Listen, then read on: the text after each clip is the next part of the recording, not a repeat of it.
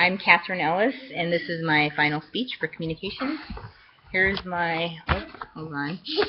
Here's my audience. Let's see what you get. You go to me. And then I will come over here. I would like you, the audience, to be aware of the impact of quickly implementing the mandatory miles per gallon rating, and how the slow progress needs Americans to push to support the initiative. Does it frustrate you to empty your wallet every time you go to the gas pump? Or is it like everything else we have little control over, and you just have become numb to it? Spending $50+ a week that you throw away on gas? Yes, there is change coming.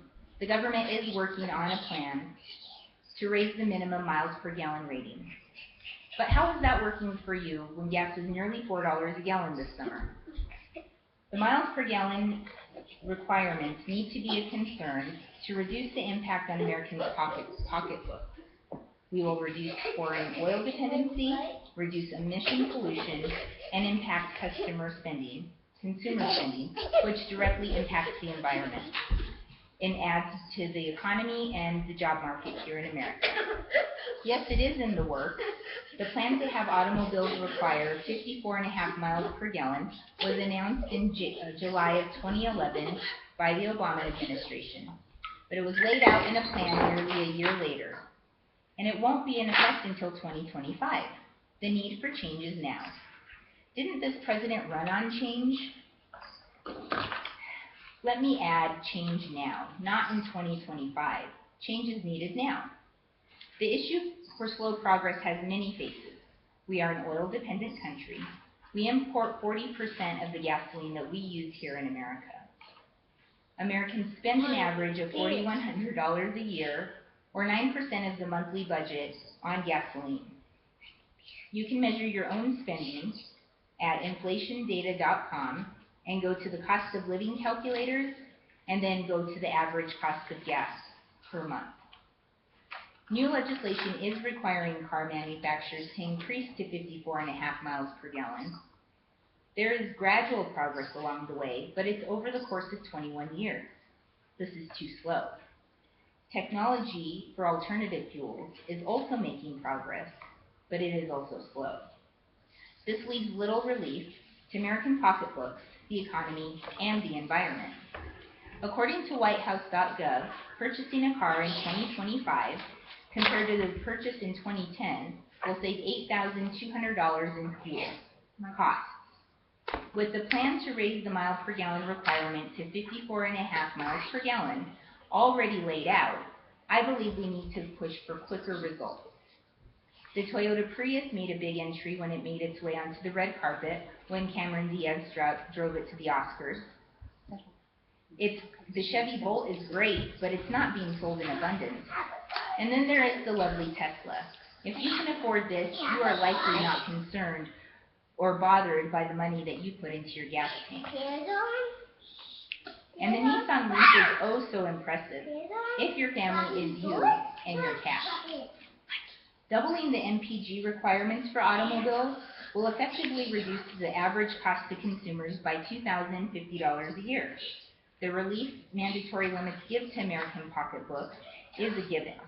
The new regulations that have been imposed have increased 6 miles per gallon to 8 miles per gallon in the commercial sector, which is only a quarter of the transportation sector. And this has already saved an estimated 530 million barrels of oil and reduced emissions by 270 million metric tons. These are huge numbers, and they're impressive. This is according to ScienceTime.com. Research also shows the impact to the economy measured by 1 penny on a savings of a gallon of gas is put back into the American economy in the amount of $1 billion of disposable income. I don't know if it should be called disposable income, but $2,000 a year to the household could help a lot of Americans in need. Consumers must make the need for government regulation important now. and makes the need for progress known. The options for influence on this plan include supporting and writing your local government. It's important to voice your strong opinion on this with an email or a phone call to quickly show how you think it's important to get these requirements implemented now. We need change now. When we save money on fuel, we impact the economy. Make the decision to support companies that are making more fuel-efficient cars when you make your next auto purchase. There is no doubt that change is coming, but change now is needed. The savings to American pocketbooks is a focus all Americans have. The impact to Mother Earth is by reducing greenhouse gases is a given. A positive, is only positive. When we reduce our use of fuel, we can be dependent on our own fuel supply, keeping jobs and money in America. Here's the link to call or write the White House to voice your opinion. It's www.whitehouse.gov, and you click on Contact, and then you click on Write or Call to push for quicker results. Let's demand to make the change now, not in 2025.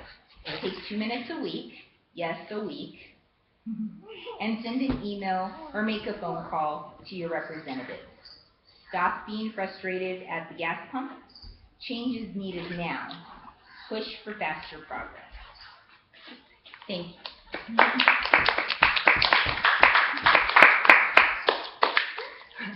Are there any questions from my audience?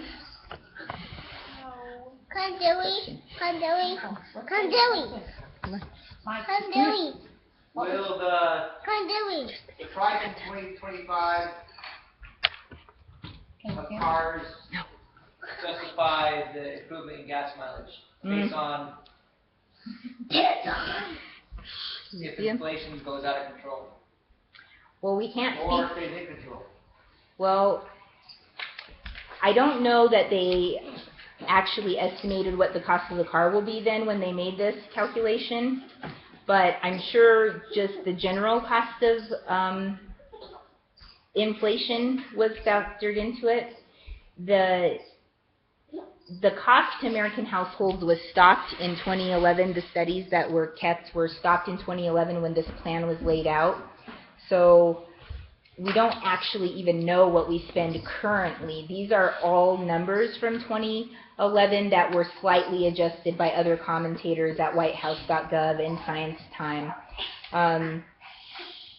But the fuel savings affecting just generally the pocketbooks of Americans, when it's something that's already laid out, is what I'm pushing to have you call or write your government leaders about.